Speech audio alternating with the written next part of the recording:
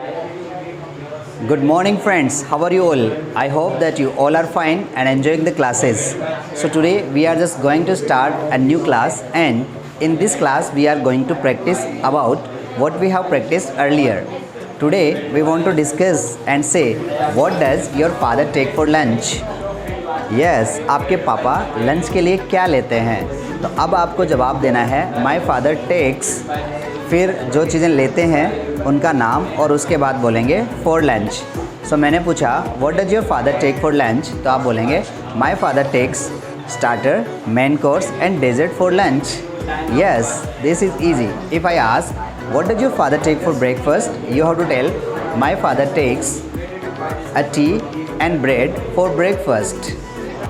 जैसा कि हमने पहले से ही अपने इस ब्रेकफास्ट को डिवाइड कर रखा है कि आप लेते हैं starter, main course and dessert. Starter में क्या क्या लेते हैं? स्टार्टर में ले लेते हैं salad, soup, sauce, snacks, pickle, sprouts. And what do you take for main course? Main course वो चीज़ें होती है जिनसे आपकी भूख शांत हो जाती है, तृप्त हो जाती है। You satisfy your hunger.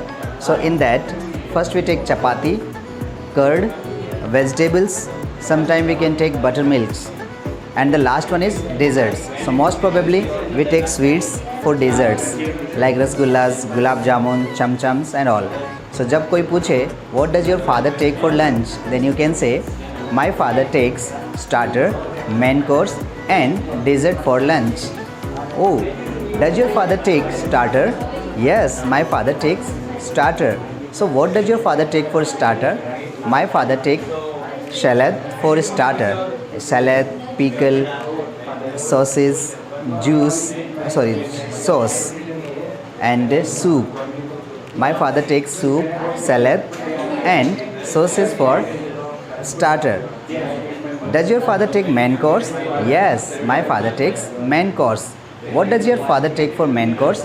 My father takes 2 chapatis, vegetable, 1 bowl of dal and milk for main course.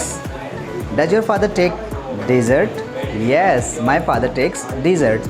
So what does your father take for dessert?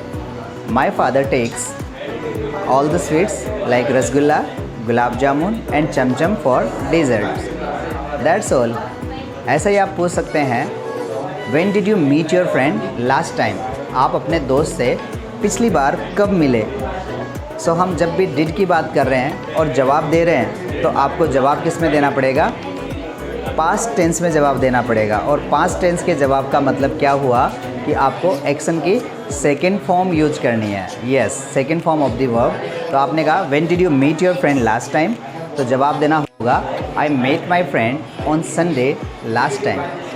When did you dine out, आपने बाहर खाना कब खाया?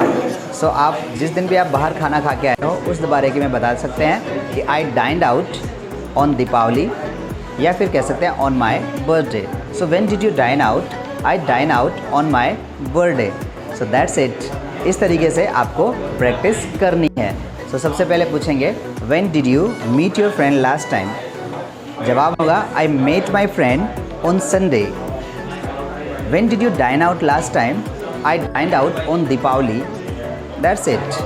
इसी तरीके से एक और चीज़ हम पूछेंगे Where did you buy this watch from? आपने एक घड़ी कहाँ से खरीदी? Where did you buy this watch from?